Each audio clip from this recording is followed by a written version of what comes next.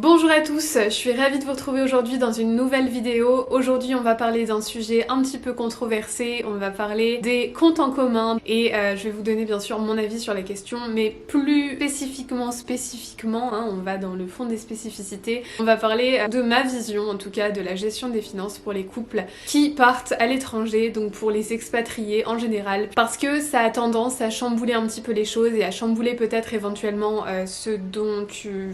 les façons dont tu pensais que tu allais gérer les choses quand tu étais en France. Je vais faire cette vidéo en plusieurs parties, oui, non, attendez. Raconter l'arrivée, les objectifs financiers, blablabla, bref. Donc pour ceux qui me connaissent pas encore, moi c'est Aurore, je suis une Française qui vit aux États-Unis depuis décembre 2016 et je vous parle ici de la vie aux États-Unis dans sa globalité. Si tout ça, ça vous intéresse, je vous invite à vous abonner dès à présent à ma chaîne en cliquant sur le bouton rouge, s'abonner juste ici. Que nous, à l'origine, on était étudiants en France et donc Kevin a eu cette opportunité aux États-Unis qui à la base était censée être pour une seule année. On avait des comptes séparés en France, on ne comptait jamais envisager le compte en commun. Ou en tout cas, on comptait l'envisager, mais à moitié. C'est-à-dire qu'on aurait eu un compte joint, un compte commun pour nos dépenses de la vie courante, où on aurait tous les deux un petit peu contribué, et on aurait eu chacun un compte séparé, où on aurait reçu nos salaires. Et ça, c'était vraiment notre façon de faire quand on était en France, puisqu'il faut savoir qu'en France, on gagnait déjà un petit peu notre vie. Moi, j'ai travaillé à certaines périodes à mi-temps, et ensuite, je commençais en tant que prof des écoles, avant qu'on parte ici.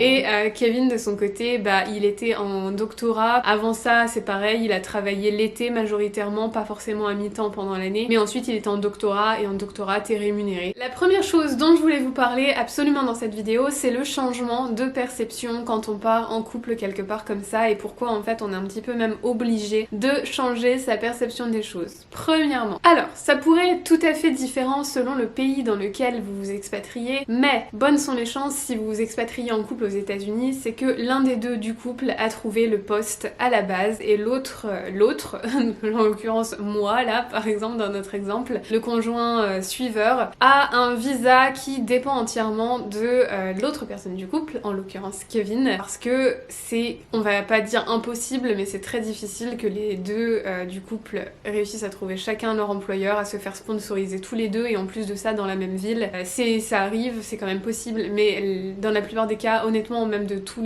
les personnes françaises qu'on a rencontrées ici, je peux vous assurer que c'est toujours soit l'un soit l'autre dans le couple qui a trouvé un employeur et a réussi à avoir un visa. Sauf que quand du jour au lendemain, t'as ton conjoint, donc là Kevin, qui a une opportunité aux États-Unis, et tu vas pas te dire que toi tu vas pas vivre l'aventure parce que tu vas t'endetter auprès de ton mari si tu le suis et que tu vas avec lui parce que toi t'as même pas le droit de travailler avec ton visa en fait en commençant comme ça dans un nouvel endroit. Si j'avais voulu travailler au début, j'aurais même pas pu, puisqu'il fallait d'abord que je fasse toutes les démarches pour le permis de travail, etc. etc. Enfin, on avait tellement de trucs sur le plateau en fait que c'était pas facile et au début clairement j'ai ramené absolument 0$ pendant un peu plus d'un an pendant lesquels je ne travaillais pas parce que pendant tout ce temps déjà j'avais pas de permis de travail parce qu'on a fait la grosse bêtise de le demander trop tard. Pas de permis de travail donc pas de SSN non plus, donc difficulté pour ouvrir un compte bancaire.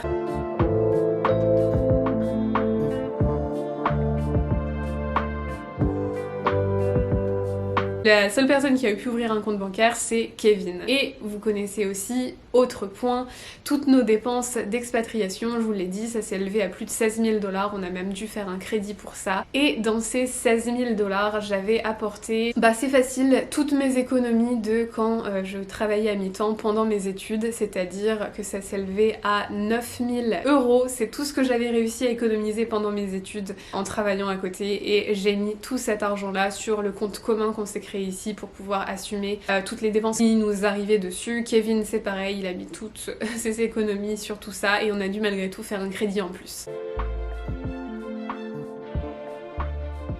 Bref, le fait de vivre cette aventure de dingue ensemble, en couple, c'est ce qui pousse aussi dans ce truc d'avoir un compte joint. Et une fois que t'as un compte joint, tu penses plus forcément à reséparer les comptes et à faire un compte séparé, surtout quand t'as vu que ça collait bien en fait, tout simplement. Pour moi, être en couple, c'est une aventure à deux. Et le fait de partir comme ça à l'étranger, ça la renforce encore plus. Oui, il y a des moments dans ta vie de couple où il y aura des des divergences, c'est-à-dire que évidemment en arrivant j'avais pas de permis de travail donc je ramenais 0 $, mais j'ai absolument mis toutes mes économies pour qu'on puisse commencer au mieux possible dans cette aventure et on en a eu besoin puisque comme je vous disais, 16 000 $ quand on est arrivé c'était quand même énorme. Bien contente qu'on ait pu s'installer et qu'on ait vraiment fait attention et qu'on avait tous les deux en fait un certain nombre comme ça d'économies qui nous a permis d'arriver sans nous endetter quand même de 20 000 $ à peine arrivé quoi, c'est ça que je veux dire. Et c'est vraiment une aventure à deux, c'est-à-dire qu'on a tout vécu ensemble dans les pires comme dans les meilleurs moments. Et au début, je vous l'ai déjà raconté, c'était surtout les pires moments puisque financièrement c'était très compliqué de survivre avec seul le salaire de Kevin, avec toutes les dépenses qu'on avait eues et le crédit qu'on avait dû faire en plus pour pouvoir assumer tout ça. C'est vraiment le crédit d'ailleurs qui était un petit peu gênant, surtout que son salaire a monté au fur et à mesure des années, ça fait 5 ans désormais qu'on est là, mais faut que vous pensiez aussi que quand on arrivait au début, il était donc plus faible son salaire et c'était pas énorme. Dès que j'ai eu mon permis de travail, j'ai commencé moi aussi à travailler et c'est là aussi l'important pour moi. Pourquoi on a gardé les comptes en commun, c'est parce qu'on connaît nos valeurs à tous les deux. Je veux dire, c'est qu'on est tous les deux super travailleurs. On pense pas 2 secondes à se dire que on pourrait voir la vie sans travailler. Je veux dire, c'est qu'on est vraiment bosseurs à 100%. Kevin, ça a pas été tous les jours facile pour lui au tout début quand on est arrivé. Les 2 premières années, il travaillait. Beaucoup était demandé de lui en fait et je crois que c'était vraiment pour tester ses limites et pour voir si ça valait vraiment le coup de lui offrir un visa plus durable. Il travaillait même le soir, même la nuit sur des expérimentations assez pointilleuses on va dire. J'avais même passé une nuit entière avec lui à l'université un coup juste pour voir ce qu'il faisait un petit peu, le travail sur les machines toute la nuit. Clairement c'était un peu compliqué et moi vous savez très bien quand j'ai commencé j'ai travaillé dans un cinéma. Dès que j'ai eu mon permis de travail en fait fallait que j'améliore quand même un petit peu mon espagnol. Mon anglais était loin d'être parfait au tout début donc j'ai travaillé dans un cinéma en tant qu'employée au début, expérience que j'ai adorée le cinéma. Encore aujourd'hui j'ai presque des regrets de ne plus y être, ça me manquera toujours, c'était vraiment une expérience magique mais ça demandait énormément de travail, des horaires décalés, jamais de vacances pour le coup, mais vraiment des semaines difficiles parfois. Donc voilà, en fait on sait que l'un comme l'autre on est super travailleurs et qu'on sera jamais à ne rien faire et à baisser les bras. Ensuite vous pourrez me dire il y a la question du salaire, ouais mais Kevin du coup il gagnait quand même bien plus que toi. Oui, surtout quand je travaillais au cinéma, mais aujourd'hui on arrive à un stade où on est un peu plus balancé, c'est-à-dire que moi je gagne toujours moins que lui à l'heure actuelle, mais avec tous les avantages que j'ai à côté, c'est-à-dire plus de 400 $ de nourriture en livraison qui me sont payés par ma compagnie, l'assurance santé, l'assurance vision, l'assurance dentaire pour lesquelles je suis couverte gratuitement avec Kevin aussi. Et ça, je vous ai déjà dit, les assurances ça coûte très cher aux États-Unis. Ça et pas mal d'autres avantages, l'un dans l'autre. Honnêtement, à l'heure actuelle des choses, on a vraiment tous les deux un revenu ou des avantages combinés qui font qu'on apporte chacun beaucoup. Donc comme quoi, il y a toujours des périodes où quelqu'un du couple peut apporter un petit peu moins. Le seul truc en fait c'est de voir que les deux travaillent tout aussi durement pour arriver à tel ou tel objectif. Et on y est, la partie 3, les objectifs financiers. Il faut évidemment, si vous comptez avoir un compte joint avec votre conjoint par exemple, que les objectifs soient similaires parce que c'est évident que si l'un des deux du couple veut économiser au maximum, a un objectif de retraite anticipée, un peu comme Kevin et moi c'est le cas, c'est-à-dire dépenser le moins possible etc. Et que l'autre au contraire, non mais il faut profiter à fond la caisse, tu sais pas si tu seras toujours vivant en 40 ans, qu'il faut c'est travailler pour pouvoir s'offrir tout ce qu'on a envie de s'offrir et le rythme est très bien comme ça. Si vous êtes vraiment deux opposés diamétrales comme ça en finance, ça risque de poser un petit peu problème effectivement. Donc soit il faut trouver un compromis, soit il faut honnêtement garder les comptes séparés je pense, parce que sinon ça risque de pas trop le faire. Et honnêtement les deux points de vue sont valables, chacun son point de vue sur la finance et sur la manière de gérer sa vie. On a une seule vie dans ce monde, n'est-ce pas? On ne va pas revivre une deuxième fois, donc on vit notre vie comme on l'entend et puis c'est tout. Ensuite un autre point c'est bien gérer les choses, ou en tout cas se mettre d'accord quoi, pas faire de gros mouvements financiers sans prévenir l'autre etc etc.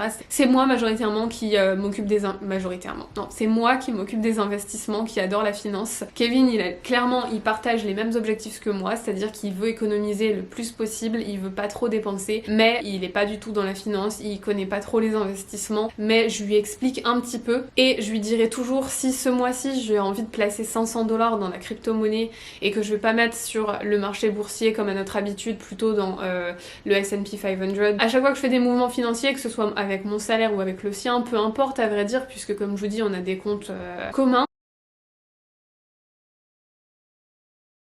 tout ça pour vous dire que j'ai vu l'intérêt de vous faire cette vidéo parce que la question m'a été posée quelques fois, ou même pas la question, mais des gens qui étaient outrés en fait dans les commentaires de se dire ah mais non, il faut surtout pas faire ça, les comptes en commun c'est la pire chose que vous puissiez faire. Bah non, je suis désolée, je comprends que certains ont pu avoir des mauvaises expériences avec les comptes en commun, et encore une fois pour moi c'est vraiment lié au fait de ne pas se parler suffisamment au niveau de la finance, ne pas se dire les choses, ne pas communiquer assez. Et pour moi en fait c'est surtout un problème de communication, ou alors un problème avec des personnes qui ont vraiment des manières de consommer et des manières de dépenser vraiment trop différentes. Ça va devenir un sujet compliqué. Je voulais vraiment juste vous donner ma vision à moi sur la chose puisque c'est une question qui m'a été posée. J'espère que cette vidéo vous a plu. On se retrouve de toute façon très bientôt dans une prochaine vidéo que si vous ne voulez pas rater. D'ailleurs cette prochaine vidéo il va falloir s'abonner en cliquant sur le bouton rouge s'abonner dès à présent. Je vous invite aussi à mettre un petit pouce bleu pour le bien-être de mon algorithme YouTube. Et je vais vous retrouver très bientôt, donc bonne journée à tous, bye bye à tous.